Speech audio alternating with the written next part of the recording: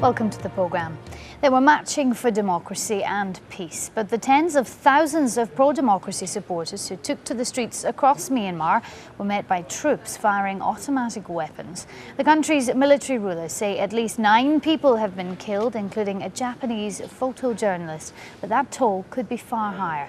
Now Japan says that it will lodge an official complaint with Myanmar. There's also been further condemnation from the White House, and the US has imposed sanctions on 14 senior Myanmar officials. Won Fei has the details. Either leave or get shot. A simple choice offered by the military, and one which these protesters were clearly taking seriously. Once the ultimatum was issued, they were given 10 minutes to flee, and most scattered as quickly as possible. However, the regime has now confirmed that several people, including a Japanese photojournalist, were killed in clashes with police. The people will not give up their demonstration. Of course, blood may be reduced due to arrest or wounded or the death, but Burmese people who are still alive will come out and to street and then continue the demonstration. An estimated 10,000 civilians had taken to the streets of Yangon. A police force of about 200 heavily armed officers was sent out to contain them. But rather than risk another standoff and the possibility more might join in, the warning was passed down, and few were willing to take a chance that the military might have been bluffing. Notably absent from these latest protests are the Burmese monks who have led the opposition over the past few weeks. Following Wednesday's protests, police forces raided several of the largest monasteries in the city and arrested many of the monks themselves. There are 3 facts we want. The first step, to reduce all commodity prices.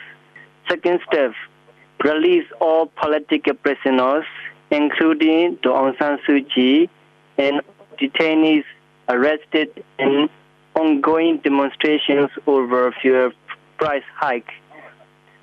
The third step, enter dialogue with the democratic forces for national reconciliation immediately. Elsewhere, demonstrations have been held outside Myanmar's embassies around the world. Protesters insist the junta ruling the country is ignoring the international pressure by continuing to crush all opposition. This latest ultimatum may have halted one day of protests, but the number of demonstrators clearly shows, despite threats of a major crackdown, the opposition is only getting bigger. Owen Fei, Al Jazeera. Selena Downs has been following events from Bangkok and says reaction is pouring in from neighbouring countries. Well, certainly with regards to regional reaction here in Southeast Asia, the countries bordering Myanmar have been very reluctant, so far unwilling or unable to intervene in what they call a private matter, an internal matter for Myanmar. But we are starting to see comments trickling out. China, interestingly, has made its concerns public for the first time, though it was a carefully worded statement designed not to insult its major trading partner. It did say that it hopes all parties will appropriately handle the situation so it doesn't lead to further instability for the region. These comments coming after a meeting with US envoy Christopher Hill and Chinese officials. Japan too has come out in a strongly worded statement after the death of a Japanese photojournalist, and Thailand, interestingly, has said that it doesn't want to alienate Myanmar any further, that it wants to try to return to negotiations. It fears that alienating Myanmar, they will lose the window of opportunity to try to resolve this situation without further violence. Selena Downs there. Hamas has vowed revenge on Israel after its forces pulled back from its latest incursion into Gaza. This as hundreds turned out in Beit Hanun and Gaza City for the funerals of some of the 11 Palestinians killed during the 2 days of fighting. Israel has warned of a wide-scale military operation in Gaza aimed at ending Palestinian rocket attacks. Noor Audi has more. Beit Hanun was declared a disaster area about a year ago, and since then, not much has changed because Israeli tanks keep rolling in. overnight.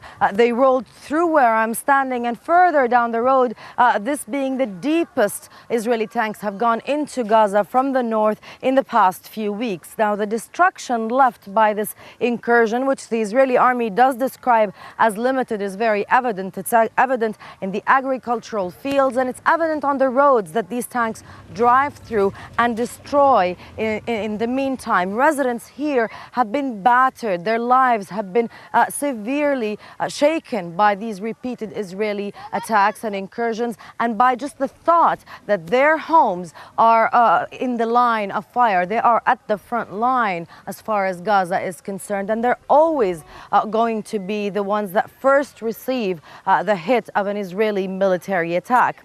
In light of the Israeli threats made by the Israeli Minister of Defense that a long and punishing attack on Gaza is imminent, residents here are bracing themselves for the worst, knowing that they're now isolated more than ever, and that their political leadership now split between Hamas, the de facto ruler of Gaza, and the rest of the Palestinian leadership, which is headquartered at the moment in the West Bank. That leaves them in a very vulnerable position, poorer than ever, more isolated under a much tighter siege, and now waiting for that long and punishing Israeli military attack, especially after Israel declared Gaza a hostile territory. Here, there isn't much hope that they will be able to escape the violence and the death that they're expecting to see in the coming days, weeks, and months. Noor Al-Jazeera, Beit Hanun.